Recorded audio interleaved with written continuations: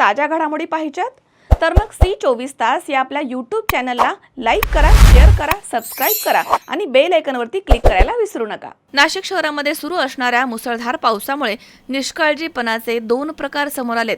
सिडकोमधील pelican पार्कलगत महाकाय निलगिरीचा वृक्ष घरावरती कोसळून छत आणि भिंतींचं नुकसान झालं। सुदैवानं घरामधील सदस्य वेळेमध्ये बाहेर पडले, त्यामुळे जीवितहानी टळली आहे।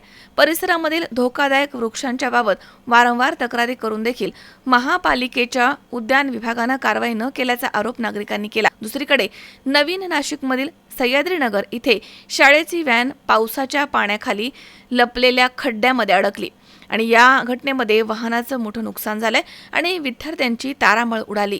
खोदकामावरती बंदी असताना देखील रस्ता खोदल्यानं हा खड्डा निर्माण झालाय असा दावा स्थानिकांनी केला।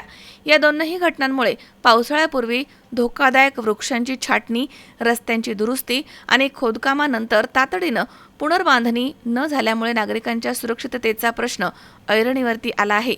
संबंधित विभागांनी त्वरित उपाययोजना करून जबाबदारी निश्चित करावी अशी मागणी आता नागरिकांनी केली आहे। की 8 ऑगस्टपर्यंत स्टे आहे, 14 तारखेपर्यंत स्टे आहे, पण जे धोकेदायक झाडे ते तोडणं खूप गरजेचं आहे। आज जर का एखादी जीवितहानी झाली असती, एखाद्याला समजा काही कमी असं झालं असतं तर प्रशासनाने त्याच्यावरती ॲक्शन घेतली असती का त्याचं घर चालवलं असतं का नाही? काहीतरी या रस्त्यावरती जे पण धोकेदायक झाडे ते त्वरित तोडण्यात यावे, जेणेकरून परत कोणाचं नुकसान होऊ नये, कोणाला काही जीवितहानी होऊ नये याची जाण्याची वर्दळ अनेक प्रकारच्या इथनं व्हॅन शाळेच्या जात येत असतात। अशाच वेळेला या ठिकाणी पेलिकन पार्कच्या इथनं मोठ्या प्रमाणावरती निलगिरीचं जे आहे महाकाय असं निलगिरीचं झाड पडलेलं आहे। याच्या म्हणजे महत्त्वाची गोष्ट की कुठल्याही प्रकारचा या ठिकाणी अनर्थ घडलेला नाही आहे, कोणाची जीवितहानी झालेली नाही आहे, परंतु एवढं मोठं महाकाय झाड पडलेलं आहे, तुम्ही प्रत्यक्ष बघू शकतात। तर प्रशासनाने याबाबत योग्य ती पावसाळ्यात दखल घेऊन योग्य तो सर्वे करून मेन रस्त्यावरची झाडांची जी आहे ती काळजी घेऊन त्याच्या फांद्या छाटून पुन्हा या पद्धतीच्या काही घटना घडू नये यासाठी काळजी घेतली पाहिजे।